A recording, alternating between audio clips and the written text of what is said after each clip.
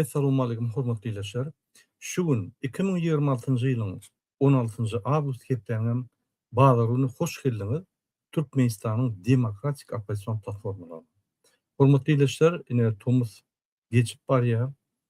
Nezip bolsa bizim gepleşikler köpeldir we sizin bilen bir topar dagatlary maslahatlaşar. Ine şuňky temamyz et $8 aýlyk $150 gurbanly maňa nähil ýaşamalygyny aýt diýip ýanky şu temany goýduk. Şu hakda gurrun edelik. Ine hormatly izleyijiler, men Türkmenistanyň habarlary aldym. Düýün Türkmenistanyň etiň bahasy 160 manda galdy. Indi men takminan 20-den urýana dolary $8 bolýar. $150 aýlykda $8 bermek eti bir kilogram.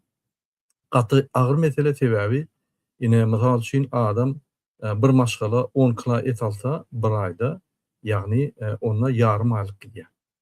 Egerde ýagny pardon $150 derle $80 alýar. Ine 1500 mandan alýar muradaga. Ine $80 $150 oldyňa ýokoda işleýänler alýar diýär. $80 10 kilo et düşýär. Ine 10 kilo et bilen sen maşgalaňy näme saklap bilýän? Sen ýa-da et almaly, ýa-da ýanky az harytlar almaly, ýa-da çağlaryňa eşik almaly. Ine häzir mekteplere gidýär çağlar. Nesip bolsa tizden ine şura eşik almaly, galam almaly, ruçka, depter hemme dagtlar almaly.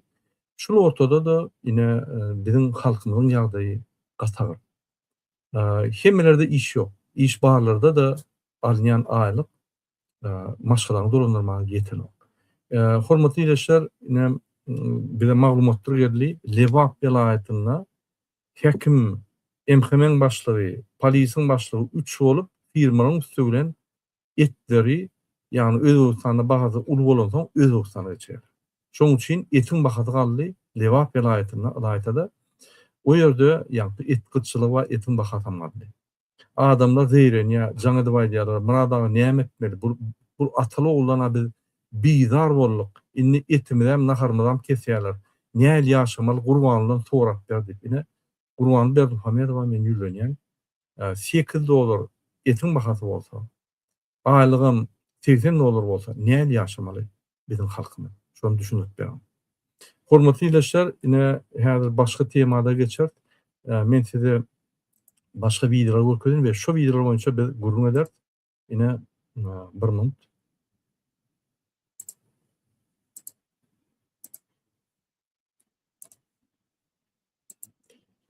Ine birinji video seyredeliň, ondan her video boýunça gurrun eder. Ondan men jemläp pikirlerimizi aýdar, ýanky öz pikirlerimizi, halkdan gelýän pikirleri size ýaýradar. Ine birinji video. Gelin seyredin.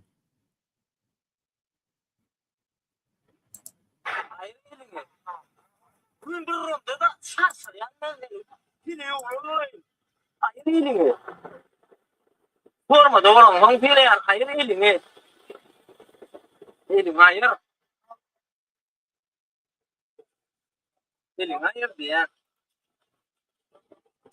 Ne atensiyon git dursunlar. Yok mu da Sen ne boş. Ne oldu ne hemen diye.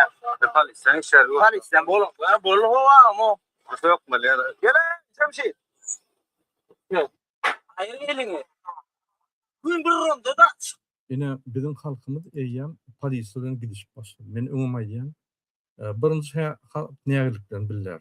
Kanun esasy, häkimlikler bar. O ýerden kowulsa, onda bu nägelikleri gödök ýagdaýda ýerlerde bilýär. Polisiýa urup başlarlar, MHM'ler kowulap başlarlar. Giýjelerine ýanky departamentden nimelerini, adreniýalar ýakarlar. Ol uçeskawy urarlar, üstüne halta ýedirip, garaz hökman agyny alar halk.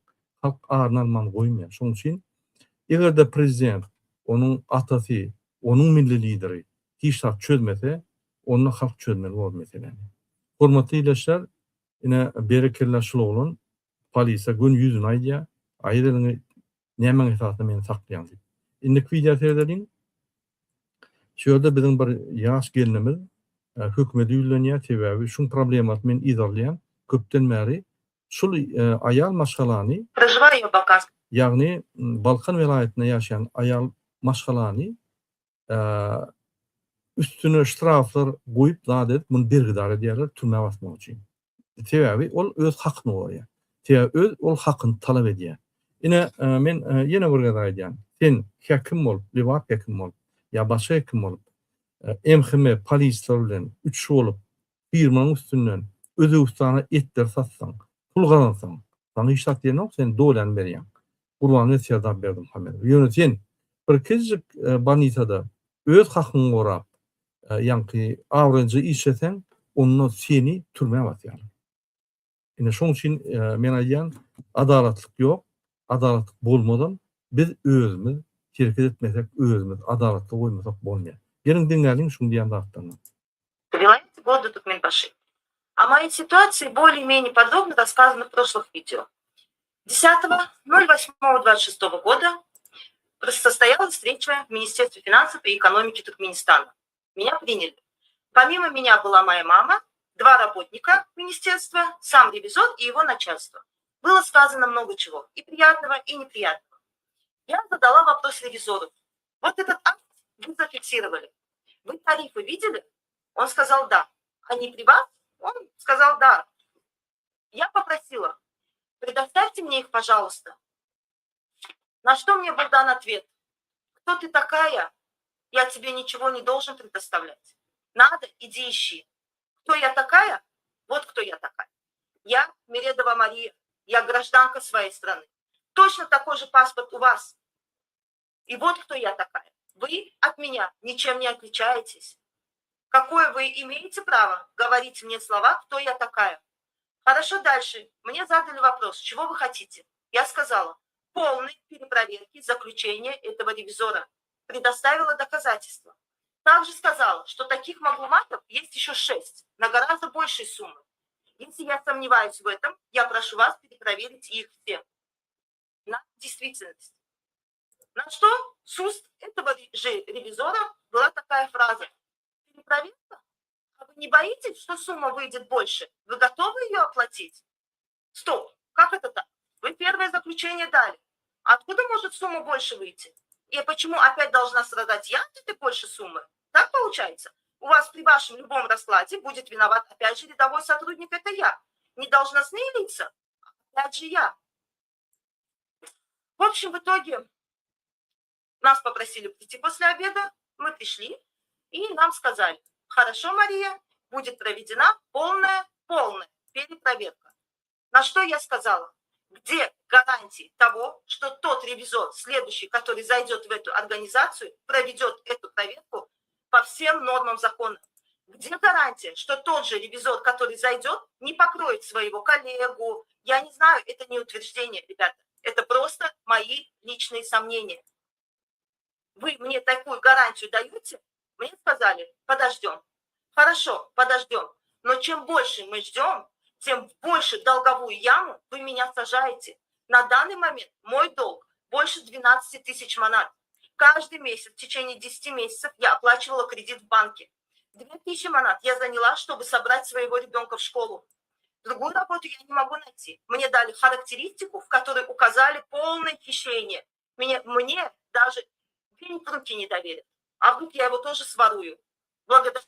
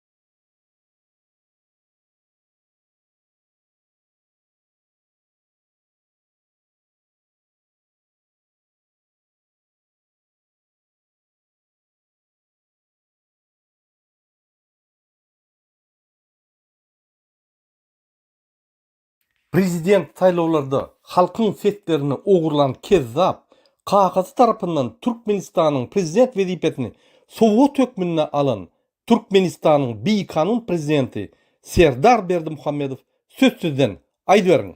Türkmenistanyň prezidentiniň wezipesine girişmek bilen öz üstüme yüklenen beýik borçlary, mukaddes we ak yürekli, hormat bilen we ýadawsyz ýerine ýetirmäge, Türkmenistanyň dowlat garaşsyzlygyny we beýtaraplyk hukuk ýagdaýyny goramaga, adamyň we raýatyň hukuklaryny we azatlyklaryny hormatlamaga hem-de goramaga, Türkmenistanyň konstitusiýasyny berja etmäge we goramaga, ähli güýjümi we ukymy Türkmen halkynyň agdy birligine, onuň paragat durmuşyny goramak üçin bagş etmäge, Türkmenistanlaryň häzirki we geljekki nesilleriň şöhratyny hassa belende götürmekler üçin ähli mümkinçilikleri peýdalanmaga, Türkmen halkyna wepaly we dogruçul hyzmat etjekdigme dawraly gasam edýär.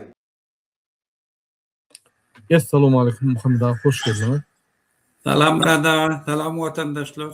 Hoş gördük. Men siz bolmadan başladım. Men ýene bir ýere gaýdyp gelýän. Ine aýal maşgala çykyş etdi ýaňja, görkezdim men. Ine şol aýal maşgalaň problemasy baka, şol ýaly hemme edara ýüllenen soň, sosial ulgamlaryň üstünden prezident ýüllenen soň, men ýaňja görkezdim, Serdar Berdimuhammedow öz ýaly öz kafamyň aýdanna men haklar gorjak diýip aýtdy. Häzir ýene bir diňleden ýa ses bolmandy. Prezident saýlawlarında halkyň setlerini ogurlan Kezzap kakasy tarapyndan Türkmenistanyň prezident wezipetini Sowet hökmüne alan Türkmenistanyň beýkanun prezidenti Serdar Berdimuhammedow sözsüzden aýdyberiň.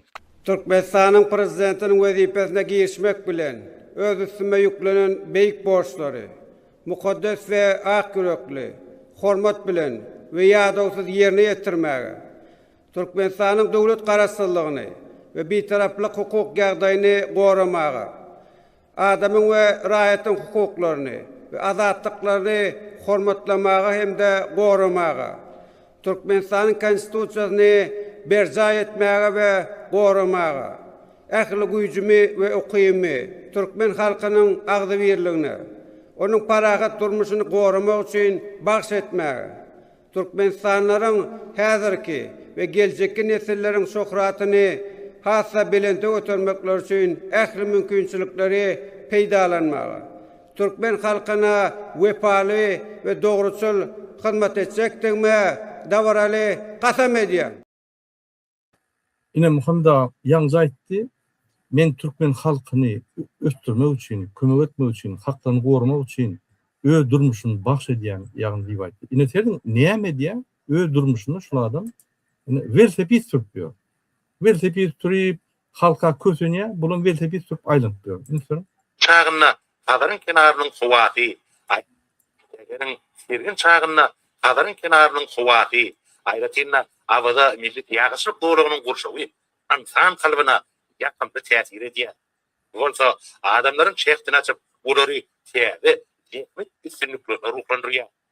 Ýurdumyň ýaky prinsiplaryna bolşýary ýeňliň kenarynda ýokary ekologiýa derejesini saklamak boýunça amala aşyrýan işler Ine şeyde Muhammed ağa, bizim vatandaşlarımıza kanunlar, haklar bozulup, kösünüp, etin bakar $8 alıp, $80 aylık alıp, ya 10 kilo et almalı, ya da ağaç oturup, yani çağıra eşik almalı, çağıra mektebe, yani kalam defter almalı, şol yani fikirlerde belirtiyorlar. Bu olsa verse bir aylanıp, avada da bağlıkları seyredip, abadan üstürtüyor.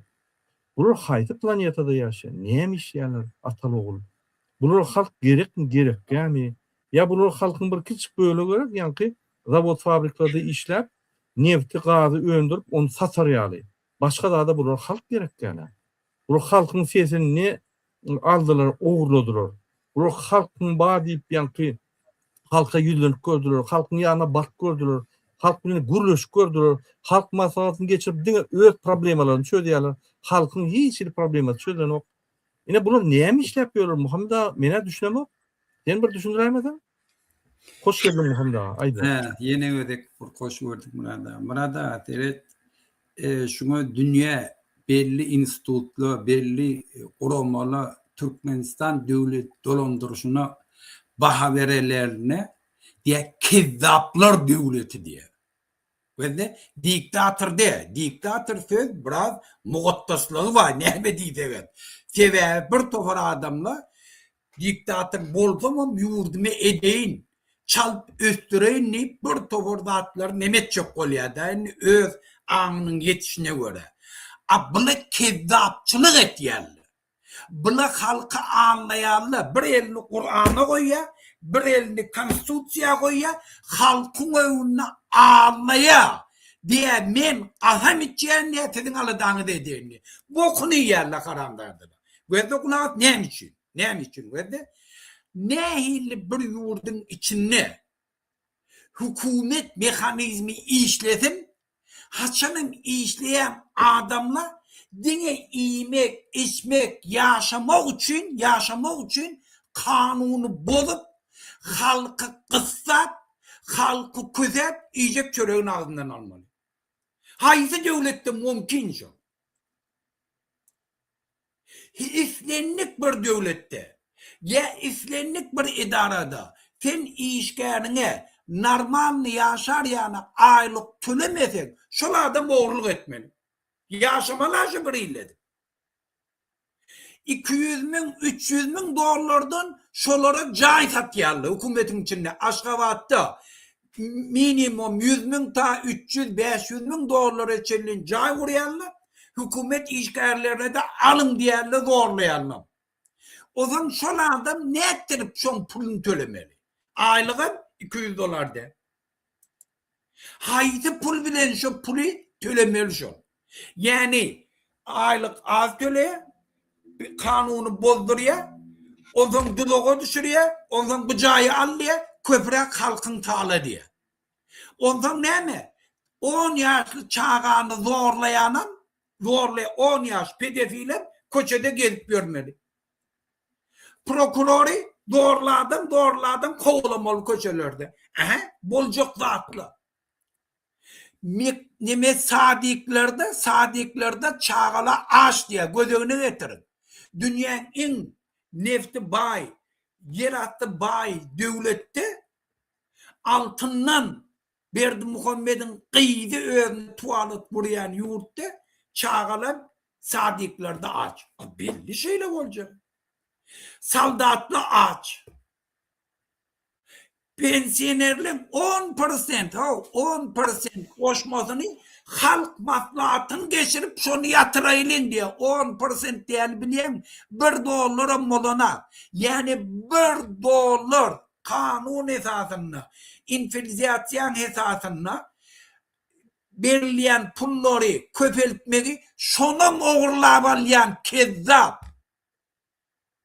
O zaman sen belli zaten emmeden. Şu kezzaplar devleti, kezzaplar nemesi, başkalası. Başka hat yok bunlar. Şol için bir şulara karamdadı diye. Başka aydın, başka bir söz varsa aydın şulara bir şunu diyeydi. Hiç zaten. Alparayan siyaset de, diktatör de. Bir yurdumun söyleyen bir moral taraftan bir nemesi var, ahlak taraftan o de bu değerli aynı yapıyor. Şu düşündür, şu kezzaplar devleti Murada. Yine Muhammed ağa yalnızca siz bellak geçtiniz ya. Men siz Gulyak Turk'a internetten bağladım şunu. Türkmenistan'dan 550 dolar aylık. 50 manat üstüne koşmalı pulu yani 10%. 550 dolar nerede var Murada? 550 manat pardon 550 manat. 50 manat koşmalılar 2,5 dolar olacak yani. 2,5 dolar. Ünit verin. Türkmenistan'da 520 bin falan pensiyoner var. 2,5 dolardan koştan koy şol yani 1 milyon koşmalı ekenler bir ayda. 2 milyon olar 2 milyon. 10 ayda 24 milyon olacak. 10K'ydı. Unutmayın. Şun 400 milyonluk dolarlık kuryan mescidi 3,5 milyar yılına kuryan yani arkadaş şehri ve 12 milyon dolar. Unutmayın. Bu ne? Yaşlılara tıyla hormatlı. Yani pensiyonerlarımıza, atalarımıza, bağlarımıza. Bu ne? Halkımıza hormatlı yaşlara yani daşına çıkardan o valutasını yani doların valuta eden o yaşlar daşlar kovuya hemmeti Türkmenistan'ın içinde hemme adamların yeketek arzu var. Türkiye'ye gidip götürmek. Anladın mı Muhammed Ağa? Yeketek arzu var. Olan bir diye en atası arzu ediyor çağı Türkiye'ye gider yani. Yani birinin götürüyor yani. Kaçan biz şu derece kaçtık. Kaysi momentten şu derece kaçtık. Mena yitirdim, iyirini yitirdim. Men pikir ettim. Bolya kıyınçılık var, iqtisadi kıyınçılık var. Biz de hemme yerde upadık. Yani bir uğur yoğa, bir öğün dolandırıp yani uğur yoğa. Hekimler, MHM, polisler etler satıyorlar Özbekistan'a bakıdığım anarda. Şu burada satıp neme diyorlar. Polis MHM'ler bu avurlar adamlar soyuyorlar gerek olsa öldürüyorlar. Vurup öldürüyorlar. Onu yani suda vararıyorlar. Suda varsan seni yığınıyorlar. Yankıyalı Mariyalık öz hakkını koruyacak olsa üstüne revize vuruyorlar. O yaş invalid öz hakkını koruyup yönü internette aydan sözü olsa akıdıp vurup öldürüyorlar. Bu her hem internet beklep başladılar biliyor musun? Ya halk masada öyle 23'üne bu Gurbanul hazır in eteceklerdi. Radyo adatlığım ayıp geçti. Gıyıdını meclisin başına koyacak olya Ferdar'ın haklarını betilip yani kuşun boğazlarını haklarını meclise geçiriyen prezident indi önkıyarlar indi denglik meclisen prezidentlikam denglik deyip yani bütün dünyaya yaratacak olya ve şu avatta öz gıyıdını meclis koyup 3 taraftan Türkmenistan administrasyasını bekleyecek olya. Maşenlik. Обычный maşenlik. Men size burada deyden. Yine Türkmenistan'ın bol geçen dağıtları seyrediyenle yine önkün bir Moskva'dan sana diye. Mırada 80% yaş olanlar, men yalı, 20 yaşlı, 18 yaşlı, 22 yaşlı cilt keserler var. Epidemi. Hiç kutulup olan doktorlar yok. Bari ya ortaya gidip kutulmalı oluyor. Ona çıkacak mı o zaman pul vermeli. Karışmalı ya. Yönü kesenin karışanı o kadar ya. Dimek nesilem yatıp var ya.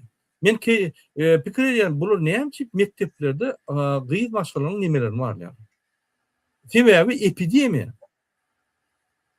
Biz niye var ya adamlar biz şurada inansak var ha Türkmenistan'a da bizi kul ederler. Hem memri. Niyeteli yok. Moraltaydan, ahlaktaydan özü yani kahraman, görközyen yani ahlaktaydan pes olmalı. Şun idiotlukta potansiyel katı güçlü entek o derece yatıp varmadı. Şunun potansiyelini doğru belirlep bütün dünya baka vermedi. Sebebi her doğru baka verilmedi. Dine iki de kahraman idiot. Ama bir baka vermedi. Yani idiot potansiyeli olmuyor. Şu avatta halkımız Türkiye gidiyor, onu gidiyor. Her Türkiye'de yine bir yerden görüştüm Muhammed Ağa. Oğlunu getirdi. Oğul aktığını getiriyor. Bunlar ol önkü neme gidiyor poliboy rabota yankı inni yankı nemesi atası öyüne gidiyor. Ya oğlu bilen aktı geldi. Şeyde yankı vakti bu metot da kaçana açıl biz beydel o. Kaçana açıl biz Türkiye'ye gidip Türklerin götleri yumanı arzu edelim. Ayar masalarımız arzu ediyor. İçinde oraya Allah yok. Bir deport olaysa içinde öz kıyını veriyor. Ya 3 yıl intek gidibilen o. Şeydi bunu maşgalası taktı ya. Hormatlı vatandaşlar. Bir saat kahiş ediyen bir saat. Özünüz etmeseniz men için deyin şunu. Bir saat köçe çıkın. Biz size adattığınızı, biz size yani Türkmenistan'ı alıp verelim. Bir saat çık. Hekiminin önüne oturuyan etrafında, oturuyan ovanda hekiminin önüne çık bollu. Başka da terk. Bir saat. Bollu biz alıp veriyoruz. Onu da çıkmak için hiç kimler olsa sormalılar. Gönü varmalı hekimlere. Yine Gurbanov, Muhammed Diyeci bir de adatlık alıp veriyor. Sizden hiç şart yok. Bir şurada duracak değilseniz bollu. Çok utor değil. Başka mesele yok. Doğu bellekeştiğin bu diktatör deyip diktatoram diyen. Yine seyredin diktatör. İran diktatoru. Bir daha detse atya, öldürüyor, yığınıya, yankı vertikal saklaya, başka devleti çoğuluya, onu yankı başka devleti baylıklarını alacak koyuyor. Bu bozu ne alaç edeyin? Hiç saat edilen o. Verse bir sürüye aydım aydıya, samalot sürüye, eşek sürüye, yankı at sürüye, itler renge diye. Ne alaç edeyin? Bunun bari den zadi, men parakolları getirdim sizi. Ne emetseniz şunu edin, halkın ağzını yapın. Parakollarım hizle diye. Daşıyordu et sat diye, o ne diye, bu ne diye. Bir galaysa üstüne yazıp, yankı prokurator ile işlep, onu pul verip adet, öğüler aşağıda çöz diye. Men yine fikir ediyen kurbanlığın köp zattan havaram yok. Havara bilesem böyle no. Ya milli lider de neye mi o zattır o? Öyle onun milli lider de, halkın milli lider değil. Oğlan kakadının sırtına deyip gezpiyor. Velse bir sürü yancı ol közüm. Yine bu ne mi diyecek Muhammed ağa? Ama günde haber yok da o haramlardan hemen attanın haberi var. Yönü gurrun ne mi? O bir sisteman döretti. Bir sisteman döretti. Özüne inni bela olup başladı. Yani Bayramal'da gördün ha bir nastat diyen biznesmen prokurorun üstüne kıyırıyor. Ben siz ne için sakla boşayım? Ben ne? 3 tane ayarlan dindar ölmeyecek borsanız diye. Ben ne için de sakla yani? Prezidentim diye pul verdi ağayandır bilim jonluya.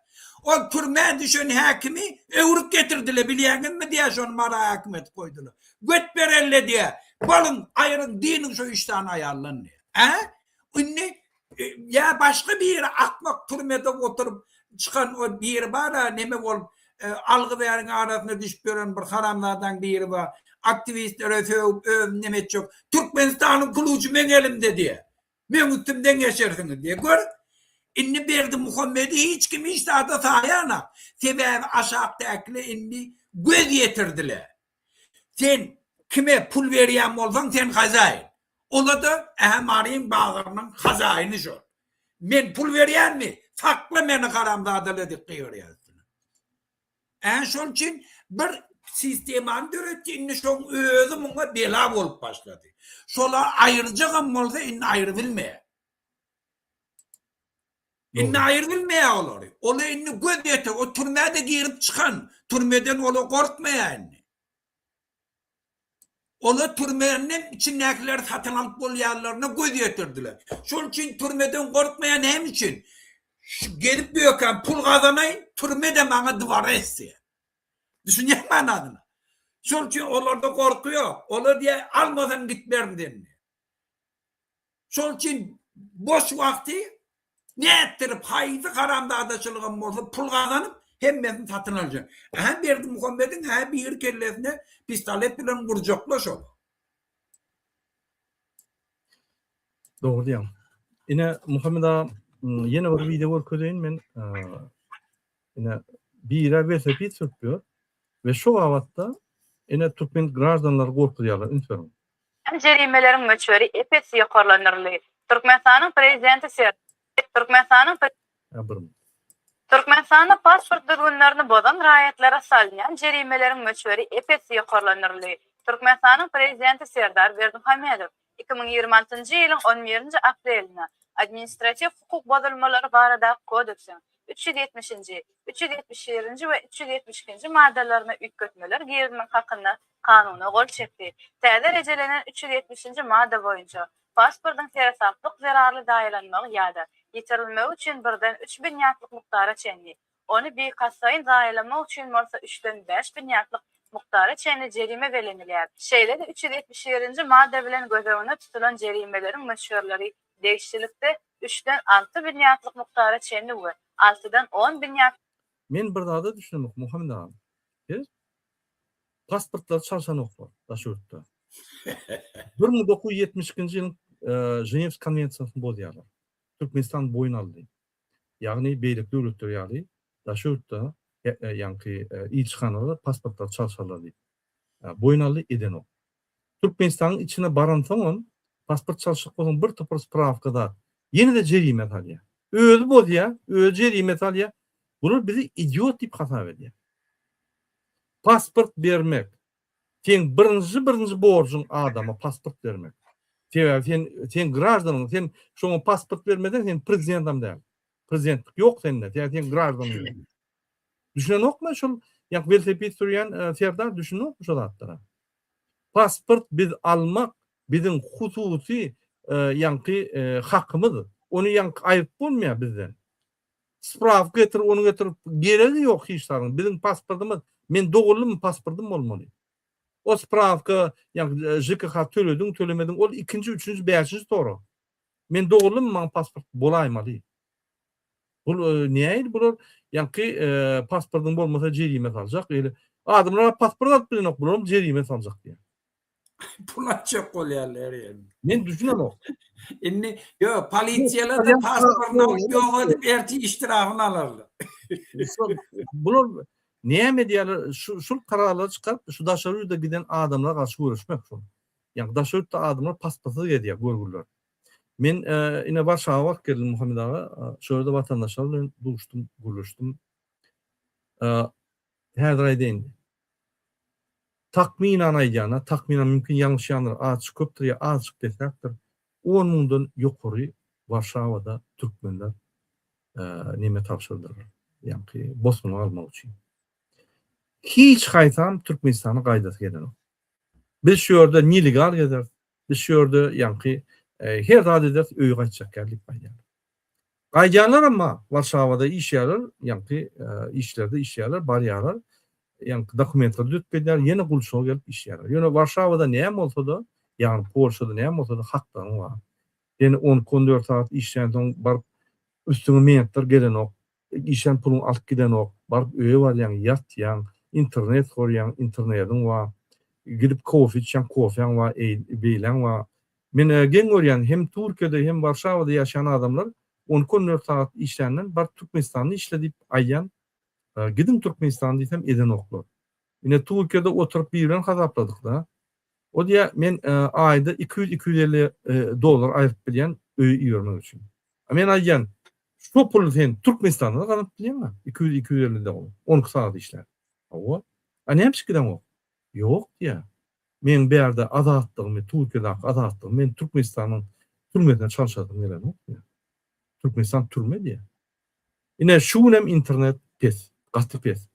İnfer Muhammed ağa bir velosiped sürüyor. Bir bütün dünya gurumalaryny çağırıp yani onun Birleşmiş Milletler gurulmasyny çağırıp inniki Türkmenistanyna halkara kanunlaryny hormat yani ýyllyp geçirmeli etmeli ve onam Türkmenistan hemme çykdyjyny öýüden alýar Türkmenistany geçirmeli diýip bular bütün dünyada öýüdüň şuraya gumanydygyny gökezek bolýar. Ýöne bir zat hiç şulon diýen zatlary we hakykat diňelen ok.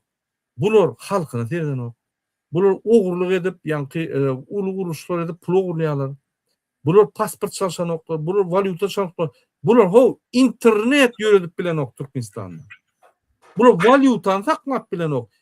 Prezident ama ýagny milli lider ama on gyýda ama çağlar kömek etmeýän 3 bolup et bilen oklar şular valyutany saklap bilen oklar, konvertasiýa et bilen oklar. Döwletde iqtisadiýat. Iqtisadiýat eger konvertasiýa bolmasa işlen iqtisadiýat. Ola bir ikinci döwletde internet ýok. Internete urnap bilen oklar. Ne alaz edinler? Bular prezident diýmegem utanç sebebi Lüboy bir prezident, bir döwletiň prezidenti bolsa, alın Rahmanov internet ama valyuta ham işleýär. Adamy çykýar, gelýär. Iqtisadi kıyınçılık sebebi hiç kim diktator döwletde pul goýasa gelen, maý goýasa gelen, investisiýa edese gelen. O düşnükli ýöne galandatlar işleýär. Bularda hiç tat ýok. Sen şu ýene diýende men dogry gaýdyp gelýän we inanýan bular bizim hereketsizligimizden peýdalanyp nälaç eden adamlar şular. Bir sekund durmalan adamlar şular. Hiç saat upravlýar etmeýär. Hiç saat sakla bilen ok, hiç saat yürüdü bilen ok. Bunun kadrları hem yok kadr. Orta kadrlarım Türkiye'de oturuyor. Yok kadr yok. Ön pul verip gelýän bolsa ýa-da pulsuz da tap bilen oklar. Vayenler işten çıkacak bolsa $1,500 zähti bermeli. Bu döwlet haýsy planetan döwleti? Şu häzirki 20-nji asyrda buraya döwlet ýok Muhammed ağa. Hmm. Näme Türkmen halky çydyýar? Näme biz galamdyk? Näme hatda çinowniklaram, korrupsiýonерlaram çydyýar. Olar pikir edýär, ay men oglak galaýyn, durmuşum gowy bolmaz. Ertir medisina barsaň medisina iýdil ýok. Ertir ýanky mektep barsaň mektep iýdilýär, okuw bilmeýäň çagyň tupoy bolup galýar. Sen tupikde ýaşamaly bolýan. Pulun bolsa-da. Mysal üçin pulun bolsa-da Afrikada ýaşasan, medisina da bar. Ýagny sana servis edýärler. Sen çykyp gidip bilýän dokumentin, ama hemme adam Afrikada. Türkmenistanda pulun bolsa-da hiç tarym ýok. O ne beýle bolýar? Bu bir näme döwlet, bu ters matrisamy näme men düşünemok. Kelläme alyp bilemok şunu men. Hiç logik tarapdan kelläme giren okşun. Mene düşünemok Muhammed ağa. Murada wende yani nima aýtdymda biz özümüz günäkär diýenine gelip gaýçak bolýan. Wende şu islenlik adam üstünlük kazanjak bolsa, durmuşyny üýtgeçjek bolsa, baýajak bolsa, ya belli öz maksadyna ýetjek bolsa, birinji etmeli zady özü öňkü durmuşynyň obrazyndan çykmaly. Yani inni din nimesinde tövbe etmeli ýa-da öňkü obraz ýaşaýyşynyň näme dogrulygyny dolu kabul etmeli. Haçanam adam şu zady ýetenden soň ondan täze durmuşy, täze ruh, täze anam bilen başlaýar. Şoňa ýetse ondan hemme zat üýtgelip bolýar. Türkmenistan hem şeýle. Bizim vatandaşlarymız kabul etmeli, şu atqy, şu durmuşyň ýeten zadyna bizim hemmemiz günäkär. Türkiye'de işläp ýörenem, hukumetin içinde işläp ýörenem, türmede ýatarlar da, ministerler de hemmemiz günäkär. Bizim günähimiz nämeden ibaret? Biz öz hakymyzy gora bilmedik. Biz öz geleceğimizde beperway seretdik. Biz öz bahtımız için, öz çağımızın geleceği için, öz vatanımız için alada etmedik. Bu güýüşle bula bir çöp başı hiç daha yaramayan adamlar şuna, vatandaşlar bereket egerine, hiç daha oğurmayan haramzade kezzaplar, şu kezzap diyen sözü men tapamak. Şuna alımlı oturup Türkmenistan'ı analiz edip şuna beren lagamları, haram kezzaplar devleti diyeyim. Kezzaplar devleti bilýän hiç daha onurmayan. Dine günah kimde halkta? Halk talep eden. Halk öz durmuşum üýtgedeýin göreşen. Bir topar ne doğru düşünceler vardı. Sen tiyatroda koşulşak boldan partiýaň bolmaly, ay bir ideologiýaň bolmaly ýene. O zatly yok, o zatlar goýun, olardan biz eýem geçtik. Bizim hareketimizi İyimin speslužbala şu yola itikleyecek olup her hile okullar turdular. Yarak vadiydiler, pul verecek, gelin granitseden geçin. Yok, olan hiç kaydı. Ola kaytan diktatörle hedil et ya şon yana. Kim şon yana geçecek oldu, hedil et ya ola. Sebebi olan hem yerde adamları var. Sen etmekte adam planını bilsene, Eýempiň hemme tutýarly beýleklerem korkunmaga şert bol. Yönetin. Häkimlige baryp, men imäge köregim ýok. Men şu ýer menki, şu ýer etjekmen, berşin diýmäge hakyň bar adem. Pasportum ýok Türkiýedäkile, men kul bolup ýönşdad. O konsullugyň öwüne baryp ýygnantala. Näme diýdiler şolara? Näme diýdiler? Ýok, pasport almaga hakyňyz ýok diýdiler. Sen ýurda gidip gelmäge hakyň ýok diýdinmi? Sen o Bayramaly şäheriniň bazaryna gelip bana adal berýärler, häkimlige bar, o elektr energiýa kelip bize günne pul aljak bolup bize adal berip berler. Barın häkimlige. Şol üçin seni öldürmeýänler. Eň etjek zatlary kowurlaýyp bar gaýdy berin diýeni ýok. Barın yöne barın. Barın görse atacak ortalık aydı verin. Ona karşı oldum beter Berk Beylekile çare var. Ona medivilen ağabey. Siz iyiliği derli, iyiliğini kesmeyin. Gol yığınan çıkmarım. 10 mu? Var. 20 mol var. 50 min, 10 min, 20 min. Bollon sonra hükümet kutoruyor. Sen söylemeden gerekke. Dine hakkın talep edip hakimliğe varmak.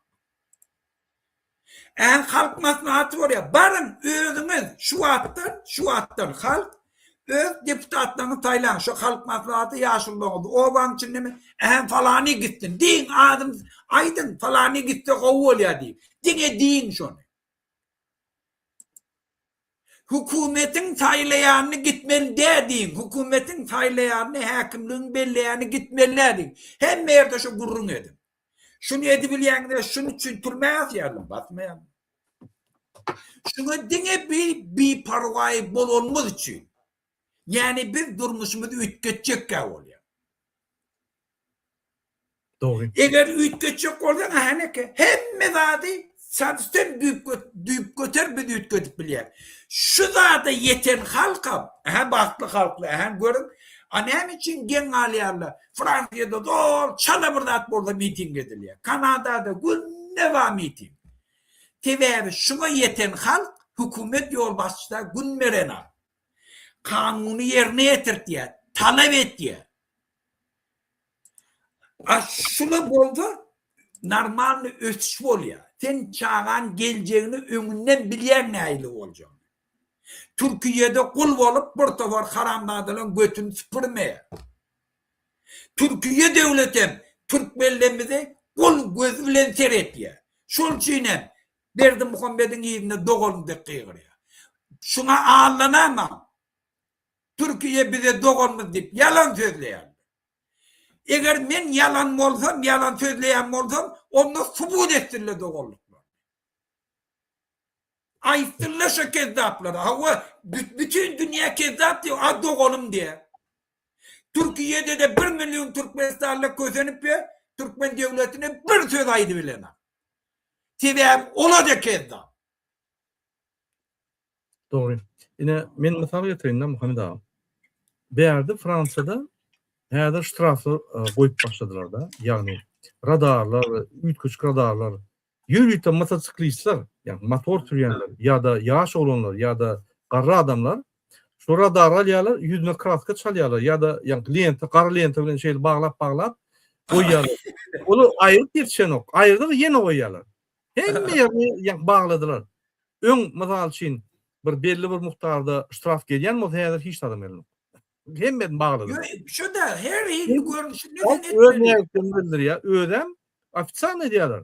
Polis geldi o geldi yağdadık sizden ya. Bidar olduk diye. Yapıyorlar gidiyorlar. Yine şeyde bu halkın reaksiyası. Halkın hakkı var şu atları. Fikir etmeyen kanun bozdum. Yok kanun bozan yok. Radarın yüzünü yapamam kanun bozan yok sen. Administratif narушение. Ona ştraf töleyen bolluyor. Yönü kanun bozan yok. O bilen neydi? Bir yurtlardım radar. Bende her bir da şunu yarakta çok önce deputatlı gurrun et ya gazete. Onda da bir tavır onda da şuna narda. Aşağı Kanada'da şolar ayırdılar. Bende neyse 100 bin dolar verip şunu koydular. Ondan gurrun et ya. Gör devletin yanlışını ne? 250 bin dolar yine pul vermeleri soruyor. Ön gerek geldi şu diyen. Gör ya hep gurrun ediliyor. Devletin şu ıslahbastı yani yurt dolanda bilmeyenlerin topu da çok oluyorlar. Hem yerde ayırttılar şöyle. Yine Fransa'da Macron halkı yığıranına ılgap yani bir gün baranına bir yaş olan bir üfleden yıkılayan oğlum ne? Şöyle eliyle şarpık verip koyuyor ya. Fransa'da değil. Öyle mi?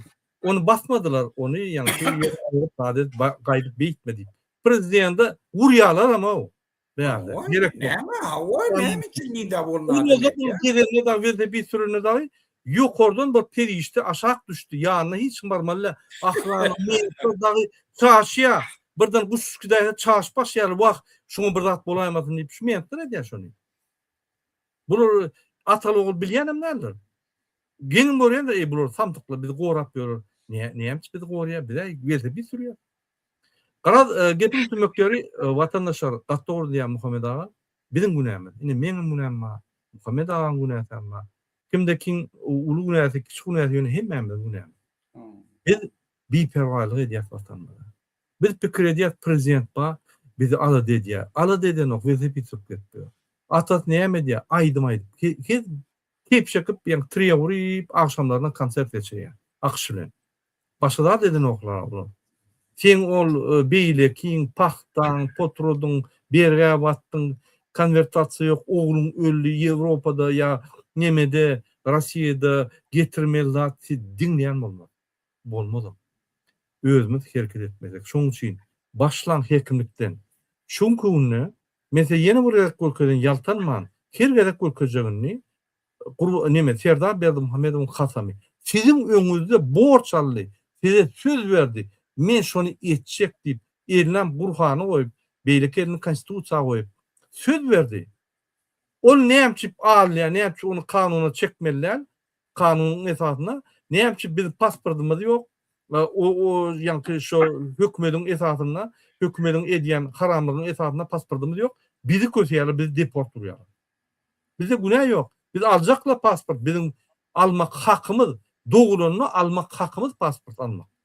Onu hiç kim saklap ya hiç kim erti verecek, bir gün verecek ya da bar Türkmenistan'ı çöğürde alırsın deyip bilyen bolmalılar. Eğer de prezident bağa bolyan bolsa ya da milli lider bağa bolyan bolsa ne şu zatlar döwletiň ýokdugyny görkezýär. Şu zatlar biziň watanymyzyň gidenligini görkezýär. Şu zatlar biz biperwa adamlygy görkezýär. Vatandaşlar, başlaryň elementar zatlar. Çöreňiz ýokmy? Hekimlik. İşiniz ýokmy? Hekimlik. Şol ýanky söz beren adam men size ýene bir kökedeň şol adamy. Siz söz berdi. Men siziň haklaryňyzy gorajak. Men siziň hemme zadyňyzy giýije unnýyd. Janymy aýaman herket etjek diýip aýdan adam terin. Prezident saýlawlarda halkyň fetlerini ogurlan kezzap Kagazy tarapyndan Türkmenistanyň prezident wezipetini Sowet hökmüne alan Türkmenistanyň beýkanun prezidenti Serdar Berdimuhammedow sözsüzden aýdyberiň.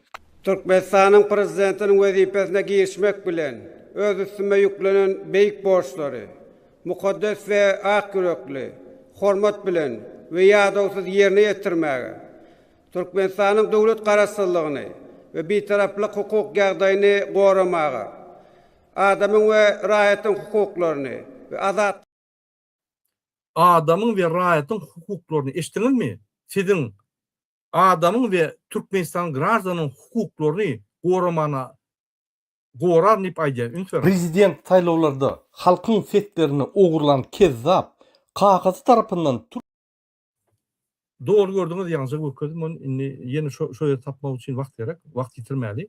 Ine şu adam söz berdi size. Kasam aýtdy. Elini Gurhana goýdy, elini konstitusiýa goýdy. Bütün dünýäň öňünde boyun aldy. Allah'ın öňünde boyun aldy. Siziň öňünizde boyun aldy. Göni barýaňyz şoň wekili bar. Şol öz borçlaryny, öz haklaryny hekime berip, hekim goýdy şo ýerde. Size terder ýaly. Şoň ýerine borçlaryny eder ýaly. Barýaňyz hekimiň ýanyna Gurbanowne görkezdi konstitusiýada ýa-ni elini goýup Serdar Berdimuhammedow söz berdi biziň haklarymyzy, biziň durmuşymyzy gowuşturmana, haklarymyzy goramana. Hani bizde iş ýok, swet ýok, transformatorly işler ýok, bar köçe transformator oňur diýip siz talap etmeli şonu. Eger siz taýaklaýan bolsa, gaýdyň ertesi ýene gelin. Sebäbi öz puluňyzy edip bilmeýän siz ýa-ni pulsuz näme etjek? Talap ediň, barňy şo ýere, ýatyň şo ýerde, üýüşüp aýalmaşaly çağlar bolup ýatyň şo ýerde. Bir de yerinde gireyse eğerleriniz var, erkekleriniz var. Barsın şöyle. Kim yerine degirya deyip. Yine Serdar Berdimuhammedow size borç berdi, etçek deydi. Siz talep eden okşondan şoň üçin işlat bolun. Hekimlikler siz baranız ok, dine giyice günüz öz haramlıklarını edip öldür bağıya. Giyice günüz. Siz baranız ok. Siz sebebi ay prezident ol Aşgabatda velosiped sürüp biz näl baraly. Gerekde Aşgabatda barmak. Ine şoň hökümdar var ýerde, hekim özü belliýär. Men deregme halkyň öňüne jogap berersiň. Ine kömek edersiň, haklaryny gorarsyn, iş ýerlerini edersiň diýip şonu belliýär. Barın şoň ýandan talap edin. Fet talap edeniňiz bilen, aýdanyňyz bilen näme bir kelleňiz ketýän ýok. Gaty gitse polis çağırıp polisi de düşündürün. Ýa-da o bizar boldy, hyştat ýok. Biz çağlarymyzy eklemeli, ölelmi näme edeli? Eger häkim mesela sen çöz. Men häzir adliýene alyp giderim, o ýerde nimeden akit adliýene şo ýerde de ýatar. Şo ýerde de garaşar. Adliýene bir ýere gidilse, o bolup barıp şo ýanky adliýene baryň. O bolup çıkaryň şonu. Üýşü mene häkimlige baryň. Häkime de ýanky alyndym o Ukrainlar musulka sokýar, musul sokup gapagyny ýapyň. Musuldugyny görkezim. Ola bir mesele. İkinci mesele Muhammed ağa. Yine halk maslahaty 23 sentýabrda yetip gelýär. Men hemmeňe de haýyş edýän. Näme halk maslahatyna soruňyz bolsa, maslahatyňyz bolsa, ýazyň şu wideoň aşagyna kommentariýada. Biz üýüşüp şonu ýanky seljerip üstüne işläp, hem çözgüdüni berip biz halk maslahatyna ýüzleneriz. Siziň adyňyzdan. Biz halk maslahatynyň deputatlaryna ýüzleneriz. Ya o gurbanlyğa ýüzlenmek besполезно. Ol prioriyip gelip aýdymaýdy velosiped atçap gör. Onuň ýa halk bilen işi ýok. Ol öz oğlunyň millidiri. Oğlan idiotdan bolun bir idiot. Halk bilen işi ýok. Bilen o näme etmelini bilen o. Ömrüne firma aldyryp görnok, ömrüne ýolbaş bolup görnok, ömrüne birine aýlyk berip jogap gerçek alyp görnok. Şok hökümetiň hatabyna, kakazyň hatabyna hemme zatlary ýanky urunup getýär. Onu näme alýar? Hiç de. Diňe bizde häzir halk maslahatynyň wekilleri galdy. Şonuň üçin ýadyň pikirlerini diýip, öz maslahatlaryny diýip, öz ýanky soragyny diýip, biz şonu jemläp bütün dünýä jemgyýetine we halk maslahatyna ýetirelim. Onu eşiterler. Ay hiç adam çözülmeye diýseňiz, onu ön kıyal biperwaýlyk edýäňiz. Biperwaý bolmaň. Aýdyň, biz şonu ýetirer. Ýam hereketler başlar. Şonu aýtmasaňyz, öňüňizde hiç adam ýok. Ağlamadyk çağa emjek ýok. Ine Muhammed ağa, sen näme pikir edýäň? Halk maslahatyna näme taýýarlyk görmeli? On fikirine bir nime geçirýär şo Zoom, şo mesele boýunça. Şol üçin hökmen adamla öz ardyňyz aýdyn gurrun eşitmeýärle de. Bizi eşitmeýäni kime eşitsin ol? 5.000 10.000 adam görýär. Ola da emmek şahit ýa. Şol üçin gowam eşitýärler. Etmesele ziýan çekýärler. Etmesele halkyň garyny getirýärler. Etmesele halk olary ähneke Beşar Esedi on yegerlerini hemmesini atıp gördüler. Yani sud boldy. En şoň nemesinem tutdular, eýam atdylar. Beşar Esedem ortaya da aýtdylar, ýygyny tapşyrdy. Bulan tohumlaryň geljegi şol. Eger bular halkyň öwüni eşitmän kişi bolsalar, garyny getirdiler, olan geljegi şol. Şol üçin oldu olay eşteledi erbet niyetlerinden çekilsin. Yöne ben 24. sentýabry berdim Muhammed'in jaýlygy günne urjak bolýar. Şol üçin gelin vatandaşlar, hemmeňiz aktiv bolun. Halk maslahatyny berdim Muhammed'in jaýlygy günne urayly. Şo karamda adamy Türkmenistandan aýraýly, yere tapşyraýly. Şola mümkin, 100% mümkin. Şonu diňe siz islemeli. Diňe siz öz çağaňyzyň, öz geljek garlygyňyzyň, öz watanyňyzyň öwrüne özüňiz jogapkar duýsaňyz, bir kanun işemedemden. Hemmesem kanun esasynda. Hemmeňiz owalarda ýaşaýan, şäherlerde ýaşaýanyz, şu wagtdan oturan ýeriňizde gurrun edin. Halk maslahaty bolýar, konstitusiýa boýunça ba. Halk maslahatyna biz öz ýaşyllygymyzy uğratjak. Ne olan isleýän ýaşyllar. Şu sözü giňden ýaýradym. Ben halk maslahatyna halkyň hakyky adamlaryny, ýaşyllaryny uğradaýlym. Şu taýda gepläp biljek adamlar bar. Biz üstüne işläp. Şolary gollasalar boldy, şoňem şo haramdadan soňky güni bolýar. Şol üçin şu wagtdan oturan ýerinizde halk maslahatyna barmaly adamnyň gurruny edim. İkinci da şu taýda öňkü ýanyk çykyş adamlaryň lanetlenjekligini, şolon gelecekte cezalandıracaklarını, şon gelecekte tohum tiyicine şolon utanç bolacaktığını şoları duydurup oturayım. Hükmen hem şeyle oluyor. Berdi Muhammed esasi günahkar, göğüne şun yanak yığınaklara barıp, şonu kollayan, çıkış etken adamların günahı on kadar hem beterdir. Şoları biz halkın en yirgenç adamlarını uğrayalım. Şoları köçelerde göremizde yüzüne tüyküreylim. Üstüne en hapavatlar çırşaylim, dıngaylim şoları. Hiç kim şol çinşilere hiç mi istat demiyor. Hiç yığınaklara, toy, yat, zatlara çağırmayın şu karanlarda. Şu attın şu gurduğunu etseniz şola eşdiyer. Şolun gelecekte ornu bolmacaklığını göz yetirsene, şun yanak niyetli adamla gitmeye şuda. Ben şolunun cevapkar bolcaklığını şu attan berk yatlarına salayım. Şu gurduğunumuzda biz şunu edebiliyoruz. Doğru. Yine gaz doğru alakıştım. Muhammed ağam yine hormatly ilişler. Siz häzir kim yerde sadakalarda, toylarda, ýaşlarda din halkmasadan bulun etmek.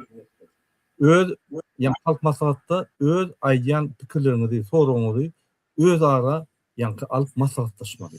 Sizin aranızda MHM, polisler var, olar eşdeler. Hemen eşdiyor. Hepman yetirýär. Ondan aýdýar, şu wede halka geçirmeýär. Eger halk maslahatyna, halkyň problemasyny çözmesek, yine de gurmanyň öz problemany çözseň, öz gyýydyň, oğluň problemany çözseň, şu wede sen gidýän. Ola bir 23 sentýabr ýadyňyzdan çykarmaň. O ýerde biz çözüp bilmesek meseleni 27 oktýabr biz barýar. Çykýar. Hemmemiz çykýar. Hemmemiz çykyp, köçe çykyp bizim garşylygymyzy, badygyny, bizim nägerliklerimiz badygyny görmeli. Hökman köşküňine barmalylar. Häkimlige barmaly. Ýerden saat 10-na ýygnanmaly şo ýerde we häkimiň öňüne turaty video düşüp görkezmeli bütün dünýä. Biz prezidentden näerde, biz milli liderden näerde bize reformalar gerek boldy. Ya biz bular ýaşap bilemdik. Etin baha $8, aýlymy $80, et alalmy, ruçka alalmy, depter alalmy, çağıramy da eşik alalmy. Näme etmeligini bilemdik. Gurban bul milli lider hökmüne görkez. Biz näme etmeli? Görkezsin. Gurulşuğu yatırmalı. Birinci terebi. Gurulşuk diyen zady Türkmenistan'a yatırmalı. Bolly. Zavod fabrik kurmalı onu dere. Yine men teklip berýän şu yerlerde ayhallara vermeli. Birinci, Türkmenistanyň manadyny konvertasiýa etmeli giýji günü. Birinci teklip. İkinci teklip, hemme daşöwrtak türkmeniň pasportlaryny çalyşyp bermeli. İkinci teklip. Üçüncü teklip, Türkmenistanyna hemme prokuratura we sudlarda işleyen adamlary täzeden komissiýadan geçirip saýlamaly. Sebäbi o ýerde adalet gorak bolmaly. Ya aylıklarını birinci edek Murada, aylıklarını köpeltmeli. On hürmette kaldırmalı. Ondan da diýmedim diýene $700-800 bolmaly halkyň aýlygy. Ol $80, $90, $100 bolmaly. Sen o dolary Afrikada da ýaşap bilen ok. Oraya pul ýok ha. Dolaryň öýle inflasiýa bolup gitdi. Öň $10 alýandadyň häzir $40-50. Bu näde sen $80 da ýaşaýsyn? Mümkin näde ho? Oturmaň, işläwe, o $80 işläwe baý bolup bilmersiň, çaglanan taklap bilmersiň. Diýmek öňe çykmaly. Başga ilaç ýok. Öňe çykmam, siz risk edip, kanunly bolup, illegal bolup Türkiýede gezeniňizi gowy görýäňiz, etrawyňyzda häkimiň öňüne baryp duranyňyzdan, ýanky Türkiýede illegal bolup gezmäni, deportda, ýanky nahary urulyp ýöräňizi gowy görýäňiz. O näde dogry? Adamlar. Gelinini biz awramyzy dökmäli. İki zany haramlar üçin biz awralarymyzy we geleceğimizi dökmäli. Biz öz watanymyzy, öz ykbalymyzy elimize alaly. Muhammed ağam, onu innik gepleşikler çelli biz hoşlaşaýlyň. Şuň bilen men gitmeli ýerim. Okey. Doğru Murada. Bir kadar çıkışlar eder. 1 saat 27 minut çıkış ettik. Pardon, 1 saat çıkış ettik. Inni iyi kadar çıkış eder. Yöne hormatly ilişler. Halk maslahaty 23 sentýabrda. Onu deňiz biz öňünden Zoom geçirer. Zoom'a çelli biz sizden häzir maslahatlara, pikirlere, sorulara araşýar. Şul videoň aşagyny ýazyň. Ine men çykyş edemde meniň telefonlarym we meniň ýagny şurada Telegram adresim örnädir. Ýazyp bilersiňiz. Türkmen sesli Telegramda ýüzde çadymyz bar. Şöyle ýazyp bilersiňiz. Şöyle adminlerden sorap bilersiňiz. Nira ýazmaly. Olar size görkezerler. Şoň üçin biz sizden garaşýar teklipleri. Indi teklifim bermeýänsiz ýaltanyp, olar risk alman, Türkiýeге gidip nelegal bolup, böyle deporta düşüp, deport bolup, aktyklaryny çağıraňyzy ýene Türkiýe gulçylygy iýereňiz gowy bolsaňyz, onu dowam edin. Onu sizin ykbalyňyz başga. Onu siz ykbalyňyz çalışjak bolanok. Şoň üçin geliňini bir seriýoz mesele serdili we özümizde, daş döwregimizde, öz durmuşymyzda bir gowy bir asly serdiliň, başga ýol ýok. Ona näme? Hoş galyň. Indiki çykyşlar çeldi. Muhammed aga, hoş galyň.